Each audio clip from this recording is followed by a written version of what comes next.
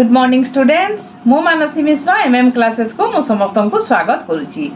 आज आम अष्टम श्रेणी साहित्यिका बहिर चतुर्थ पद्य जातीय पताकार प्रश्न उत्तर लिखिबा।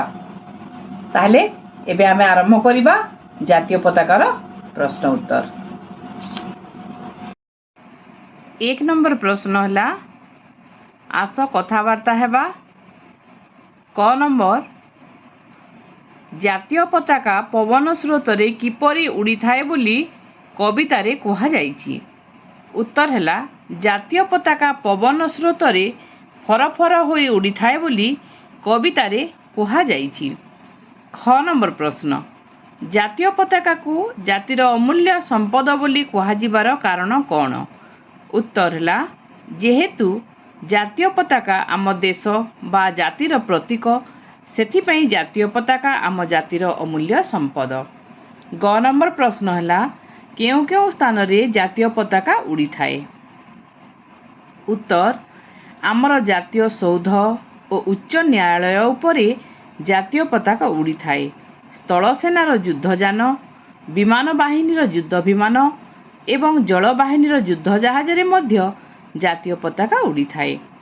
घ नंबर प्रश्नटी हैला जातीय पताका आम जातिर टेक किपरि रखिब किपरि।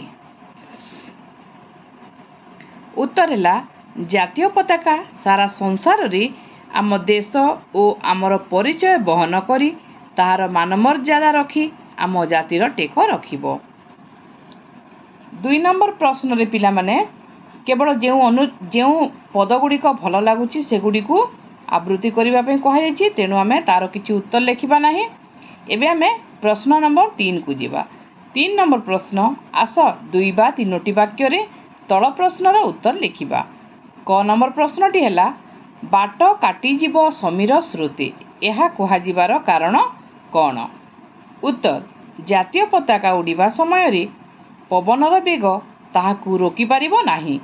एही जातीय पताका आमर आकाश बाहिनीर युद्धजान रे उड़ी पवन स्रोत को काटी आगे आगे चलिबो बोली कवि एपरि कहिसंती। ख नंबर प्रश्नटी हैला जातीय पताका को प्रणाम करिबा पई कवि काहेकि कहिसंती। उत्तर जातीय पताका आम जातिर अमूल्य संपद। एही पताकार मर्यादा पई शह शह वीर प्राण देइछंती एवं संसार रे आमर मान रखिचु। पुनश्च यह जातिर देवता होइथिबारु ताहाकू प्रणाम करिबा पई कवि कहिसंती। ग नंबर प्रश्नटी हैला जातीय पताका जेते फरफर उड़ीबो आम हृदय नाची उठिबो बोली कहिबार कारण कौन। उत्तर जेउ जेउ स्थान रे आम जातिर महत्व प्रकाश पाइबो एवं आमे जययुक्त हेबा सेठारे जातीय पताका फरफर होई उड़ीबो।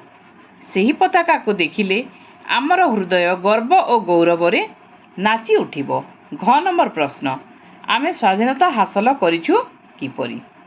उत्तर जातीय संग्राम रे शह शह वीर संग्राम करी जातिर मर्यादा पई प्राण देइथिले। बहु कष्ट स्वीकार करी आमे विदेशी माननकु तड़ी स्वाधीनता हासिल करिछु। एबे आमे प्रश्न नंबर 4 सरलार्थ लिखिबा। आस सरल भाषा रे बुझाई लिखिबा। क नंबर छार कना खंडे नमण एहाकू एत आम प्रिय जातीय ध्वजा। उत्तर छार कना खंडे डेक्स डेक्स डेक्स प्रिय जातीय ध्वजा।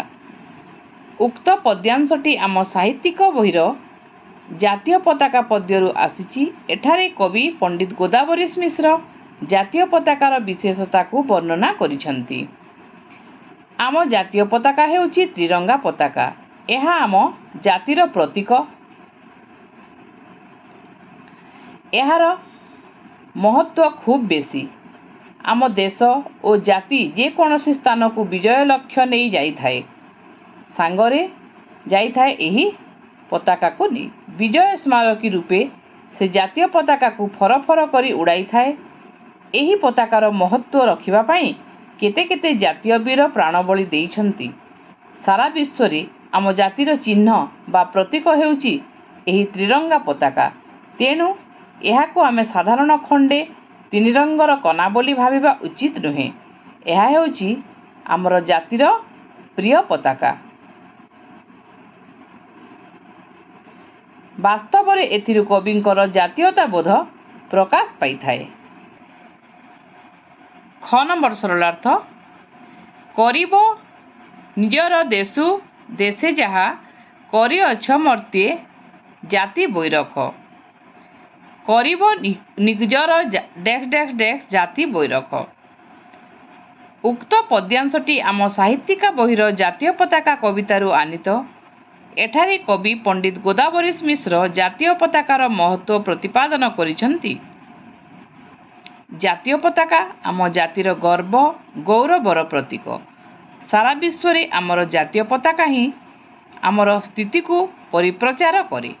ତେଣୁ ଆମର ଜାତୀୟ ଦିବସମାନଙ୍କରେ ଜାତୀୟ ପତାକା ସାରା ଦେଶରେ ଉଡ଼ାଯାଏ।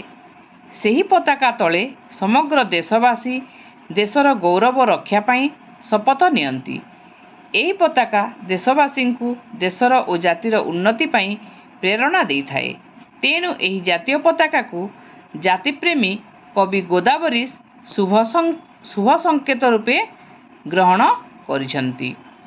ବାସ୍ତବିକ କବିଙ୍କର ଚିନ୍ତାଧାରା ବେଶ୍ ପ୍ରଭାବଶାଳୀ ମନେ ହୋଇଥାଏ।